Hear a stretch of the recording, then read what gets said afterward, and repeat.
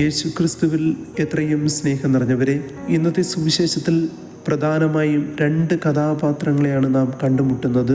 ഒന്ന് ഫരിസേയനായ ശിമയോൻ, മറ്റൊന്ന് പാപിനിയായ സ്ത്രീ. ഫരിസേയനായ ശിമയോൻ യേശുവിനെ തൻ്റെ ഭവനത്തിൽ ക്ഷണിക്കുകയും അവന് ഭക്ഷണം വിളമ്പുകയും ചെയ്യുന്നു.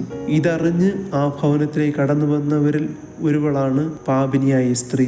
എന്നാൽ ഫരിസേയനായ ഈ ശിമയോന് ലഭിക്കേണ്ട മുഴുവൻ അനുഗ്രഹവും, അതായത് പാപമോചനം, സ്വീകരിക്കുന്നത് ഈ പാപിനിയായ സ്ത്രീയാണ്. എന്തുകൊണ്ടാണ് ഈ ഫരിസേയനായ ശിമയോന് ലഭിക്കേണ്ട അനുഗ്രഹം, പാപമോചനം ഈ പാപിനിയായ സ്ത്രീക്ക് ലഭിച്ചത്?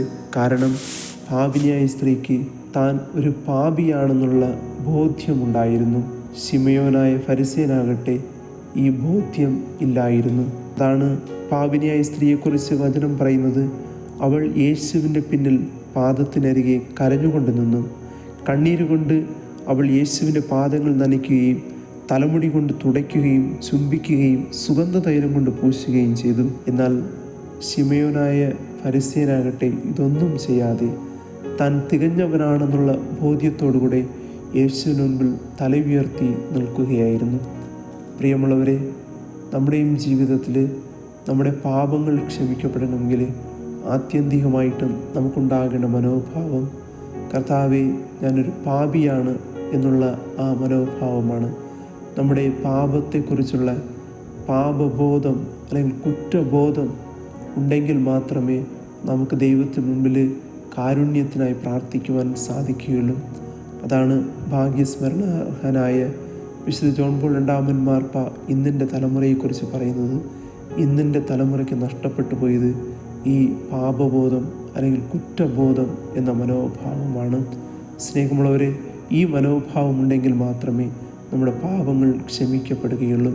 ഈ മനോഭാവം ഇല്ലാത്തത് കൊണ്ടാണ് ഫരിസേയനായ ശിമയോൻ്റെ പാപങ്ങൾ ക്ഷമിക്കപ്പെടാത്തത്. ഒരു മനുഷ്യൻ എത്രമാത്രം നല്ലവനാകുന്നുവോ അല്ലെങ്കിൽ എത്രമാത്രം ദൈവത്തോട് അടുക്കുന്നുവോ അവൻ അത്രമാത്രം തൻ്റെ പാപങ്ങളെക്കുറിച്ച്, കുറവുകളെക്കുറിച്ച് ബോധ്യമുണ്ടാകും. അതാണ് വിശുദ്ധ പൗലോസ് അപ്പോസ്തലൻ തിമോഥെയർക്ക് എഴുതിയ ലേഖനം 1-ാം അധ്യായം 15-ാം വാക്യത്തിൽ പറയുന്നത്, പാപികളിൽ ഒന്നാമനാണ് ഞാൻ. വിശുദ്ധ പത്രോസ് യേശുവിൻ്റെ മുൻപിൽ തന്നെക്കുറിച്ച് പറയുന്നത്, കർത്താവേ, ഞാനൊരു പാപിയാണ്, എന്നിൽ നിന്ന് അകന്നു പോകണമേ. പരിശുദ്ധ പിതാവ് ഫ്രാൻസിസ് പാപ്പ തന്നെക്കുറിച്ച് ഒരു പത്രമാധ്യമങ്ങളോട് പറഞ്ഞത് പ്രകാരമാണ്, ഞാനൊരു പാപിയായ മനുഷ്യനാണ്.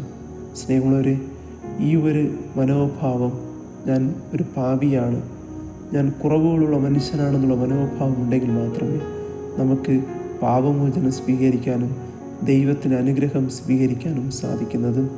അതിനാൽ നമ്മൾ ഗാനത്തിൽ ആലപിക്കുന്നതിലെ പാപബോധവും പശ്ചാത്താപവും എനിക്കേകണമേ എന്ന പ്രാർത്ഥനയോടുകൂടെ കൂടുതൽ നമ്മെക്കുറിച്ചുള്ള അവബോധത്തിലേക്ക്, നമ്മുടെ നിസ്സാരതയെക്കുറിച്ച്, നമ്മുടെ പാപാവസ്ഥയെക്കുറിച്ചുള്ള അവബോധത്തിൽ വളരാനും പാപമോചനം സ്വീകരിക്കാനും ശ്രമിക്കാം. അതിനുള്ള അനുഗ്രഹത്തിനായിട്ട് നമുക്ക് ബലിയിൽ പ്രാർത്ഥിക്കുകയും ചെയ്യാം.